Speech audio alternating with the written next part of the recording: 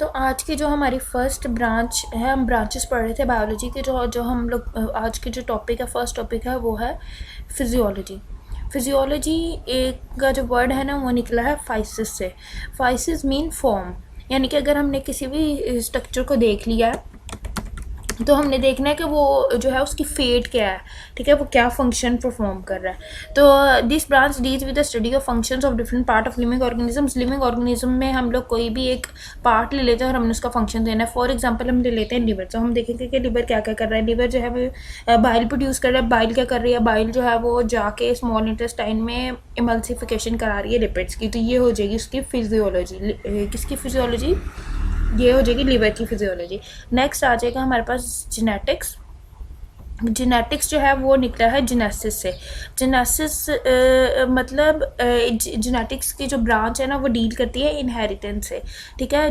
The study of genes and their role in inheritance is called genetics, ठीक है।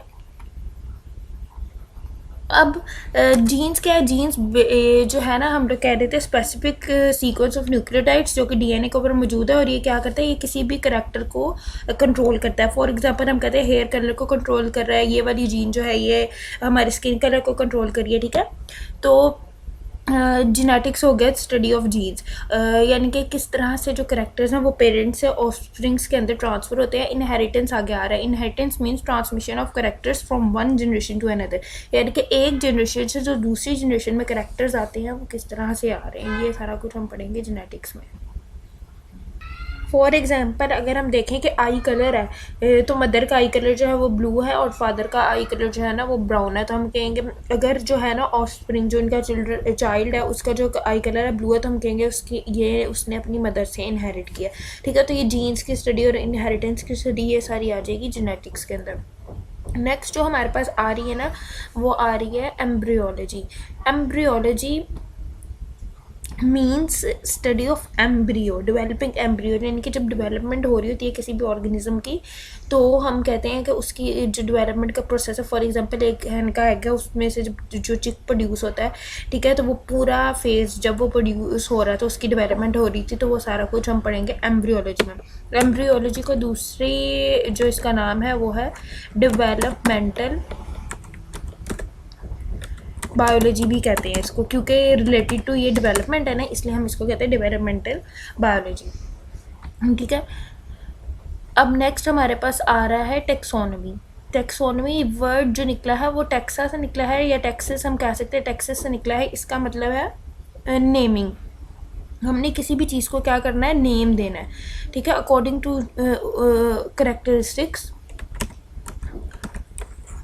जिस तरह के उसके अंदर करेक्टरिस्टिक्स हैं उस तरह से हमने उसको क्या कर देना, नेम दे देना है, ठीक है।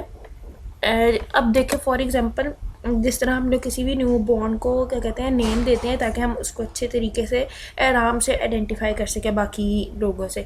तो इसी तरह हम लोग साइंस में या बायोलॉजी में क्या करते हैं, जो साइंटिस्ट होते हैं वो किसी भी ऑर्गेनिज्म की करेक्टर्स देख के क्या करते हैं, उनको नाम दे देते हैं, ताकि जब हम उसका नाम लें तो हमें पता लग जाए कि किस तरह के इसके कैरेक्टर्स होंगे, और फिर उनको ग्रुप्स ऑफ सब ग्रुप्स में भी डिवाइड कर देते हैं। ग्रुप्स ऑफ सब ग्रुप्स को का क्या मतलब है, जैसे कि हमने प्लांट्स और एनिमल्स के अलग-अलग ग्रुप्स बना लिए, फिर प्लांट्स के अंदर हमने एंजियोस्पर्म्स और जिम्नोस्पर्म्स को अलग कर दिया, फिर इसी तरह एनिमल्स के अंदर हमने मैमल्स रेप्टाइल्स को अलग कर दिया, एम्फीबियंस को अलग कर दिया। तो साथ उसके ग्रुप्स बनाने, साथ उनको अच्छे तरीके से उनके कैरेक्टर के हिसाब से नेम देना, ये सारा आ जाएगा टेक्सोनमी के अंदर, ठीक है। नेक्स्ट हमारे पास जो आ रहा है वो प्लेंटियोलॉजी। प्लेंटियोलॉजी मतलब स्टडीज़ ऑफ फॉसिल्स। फॉसिल्स क्या है? फॉसिल्स हम कह सकते हैं रिमेन्स ऑफ एक्सटिंक्ट ऑर्गेनिजम्स, यानी कि जो ऑर्गेनिज्म दुनिया से जा चुका है, ख़त्म हो चुका है, जो उसकी बाकियात बच गई है, जो उसकी बोन्स वगैरह हैं, उन सबको हम क्या कहते हैं, उन सब की स्टडी को हम कहते हैं प्लेंटियोलॉजी, और उन रिमेन्स को हम लोग कहते हैं फॉसिल्स। फॉर एग्ज़ाम्पल अगर हम लोग बात करते हैं डायनासोर्स की, तो हमें हम लोग जो है ना ह्यूमंस उस ज़माने में नहीं थे। तो ह्यूमंस को कैसे पता चला कि डायनासोर्स एग्जिस्ट करते हैं? इस वजह से पता लगा कि जब ह्यूमंस को उसके फॉसिल्स मिले, उसकी बोन्स मिली, उसके स्केलेटन मिला, तो तब पता लगा कि कोई इस तरह का ऑर्गेनिज्म है, वो भी मौजूद था दुनिया में। ठीक है, तो प्लेंटियोलॉजी स्टडी ऑफ फॉसिल्स। फॉसिल्स क्या, रिमेन्स ऑफ एक्सटिंक्ट ऑर्गेनिजम्स, जो ऑर्गेनिजम्स दुनिया से ख़त्म हो चुके हैं।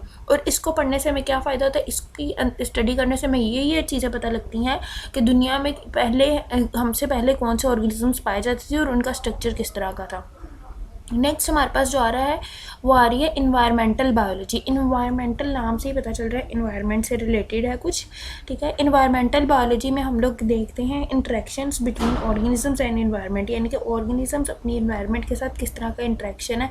फॉर एग्जांपल अगर हम बात करें ह्यूमंस की, तो ह्यूमन जो है वो अपनी इन्वायरमेंट पे जो ह्यूमन एक्टिविटीज़ है वो पॉजिटिव इफेक्ट डाल रही है कि नेगेटिव इफेक्ट डाल रही है। जैसे कि अगर हम बात करें कि अगर हम लोग फॉसिल फ्यूल्स बंद कर रहे हैं, तो फॉसिल फ्यूल से निकलने वाले जो कार्बन डाइऑक्साइड और जो मुख्तलिफ कंपाउंड्स हैं वो इन्वायरमेंट के लिए फ़ायदेमंद हैं या नुकसानदेह हैं। ठीक है, तो इस सारे रिलेशन को पढ़ना, एक ऑर्गेनिज्म का, एक इंडिविजुअल का उसकी इन्वायरमेंट के ऊपर क्या इफेक्ट आ रहा है वो पढ़ना, ये सब कुछ आ जाएगा इन्वायरमेंटल बायोलॉजी के अंदर। जो नेक्स्ट ब्रांच है ना हमारी वो है सोशियो बायोलॉजी। सोशियो बायोलॉजी जो वर्ड है ना वो निकला है सोसाइटी से, आप कहने रिलेटेड है। इसमें हम लोग क्या पढ़ते हैं? इसमें हम पढ़ते हैं कि जैसे कि हम लोग एक सोसाइटी में रह रहे हैं ना, ह्यूमंस एक सोसाइटी की फॉर्म में रह रहे हैं, मिलजुल के रह रहे हैं। तो हम इसमें पढ़ेंगे कि एक ऑर्गेनिज्म का अपनी सोसाइटी में क्या रोल है, उसका बाकी ऑर्गेनिजम्स के साथ किस तरह का ताल्लुक है, वो किस तरह से रह रहा है, उनको फ़ायदा दे रहा है, उनको नुकसान दे रहा है। एक यानी कि अगर हम फॉर एग्ज़ाम्पल बात करें, घर में एक इंडिविजुअल का क्या रोल है, फादर का क्या रोल है, उसने अर्न करके लाना है। ठीक है, तो इस तरह करके हर ऑर्गेनिज्म का या हर एनिमल का रोल हमने देखना है सोसाइटी के अंदर। अगर हम एग्जांपल देख लें हनी बी की, तो हनी बी क्या कर रही है? पॉलिनेशन करवा रही है, उसके साथ साथ हमें क्या करके दे रही है? हमें हनी प्रोड्यूस करके दे रही है। तो ये सोशल बायोलॉजी में हम उसका ये रोल पढ़ा, हमने सोशल बिहेवियर पढ़ा कि उसका सोशल बिहेवियर क्या है। नेक्स्ट हमारे पास आ रहा है पैरासिटोलॉजी। पैरासिटोलॉजी पैरासाइट्स की स्टडी को कहते हैं, स्टडी ऑफ पैरासाइट्स। अब पैरासाइट्स क्या है? पैरासाइट्स वो ऑर्गेनिज्म होते हैं that take shelter and food, जो कि शेल्टर और फूड जो है ना वो लेते हैं अपने होस्ट से, जिसके ऊपर रहते हैं उससे खाना और जो है ना शेल्टर ले रहे होते हैं, लेकिन रिज़ल्ट में उनको क्या दे रहे होते हैं? रिज़ल्ट में उनको दे रहे होते हैं हार्म, उनको नुकसान दे रहे होते हैं। अब इसकी एग्जाम्पल में अगर हम लोग देखें ना, तो इसकी एग्जाम्पल में आ जाएगा मॉस्किटो। अच्छा, जैसे कि मॉस्किटो के हम ह्यूमन बॉडी के ऊपर आता है, उधर से ब्लड लेता है, ठीक है, और लेकिन रिज़ल्ट में या तो हमें डेंगू दे देगा या मलेरिया दे देगा। तो ये है हम पैरासाइट।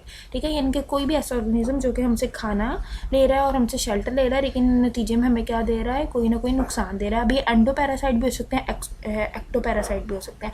एक्टो पैरासाइट बॉडी के ऊपर रहते हैं जैसे कि मॉस्किटोस, और एंडो पैरासाइट बॉडी के अंदर रहते हैं जैसे कि कोई भी वॉर्म्स वगैरह होते हैं जो कि स्टमक के अंदर बच्चों के अक्सर हो जाते हैं। ठीक है, नेक्स्ट हमारे पास आ रही है वो आ रही है बायोटेक्नोलॉजी। बायो मीन्स लाइफ और टेक्नोलॉजी मीन्स मॉडर्न वेज, जिसके थ्रू हम लोग जो है ना डिफरेंट प्रोडक्ट्स बनाते हैं। तो बायोटेक्नोलॉजी प्रैक्टिकली हम लोग practical application of living organisms, यानी कि लिविंग ऑर्गेनिजम्स को यूज़ करना है, हमने प्रैक्टिकली एक्सपेरिमेंट्स करने हैं और उसमें से हमने क्या करना है? उसमें से हमने मैनकाइंड की जो है ना वेलफेयर के लिए कोई ना कोई चीज़ें बनानी है। फॉर एग्जांपल हम लोग बैक्टीरिया ले लेते हैं, बैक्टीरिया की मदद से हम लोग क्या करते हैं? उसमें जीन इंसर्ट करके हम उससे इंसुलिन हासिल कर रहे हैं। तो हमने क्या किया? हमने एक लिविंग ऑर्गेनिज्म को प्रैक्टिकली यूज़ किया और हमने मैनकाइंड के लिए, इंसान के लिए क्या बना दी? एक उसकी हेल्पफुल मटेरियल, कोई एक उसके फ़ायदे के लिए कोई चीज़ बना दी। ठीक है, नेक्स्ट हमारे पास आ रहा है इम्यूनोलॉजी। इम्यूनोलॉजी जो है वो निकला है इम्यून से, इम्यून सिस्टम से। ठीक है, इसमें हम लोग क्या पढ़ते हैं?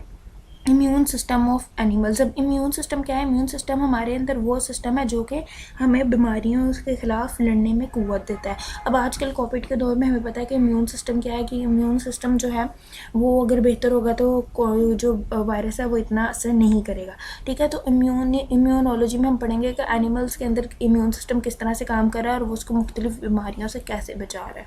ठीक है।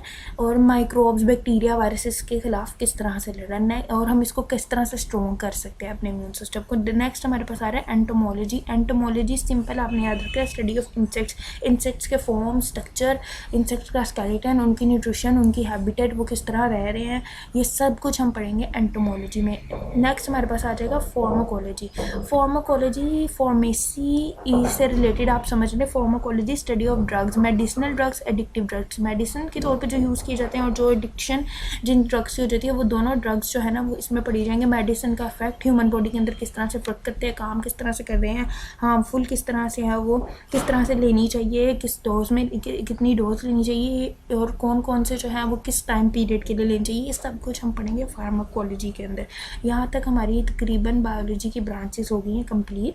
हम मिलते हैं नेक्स्ट टॉपिक।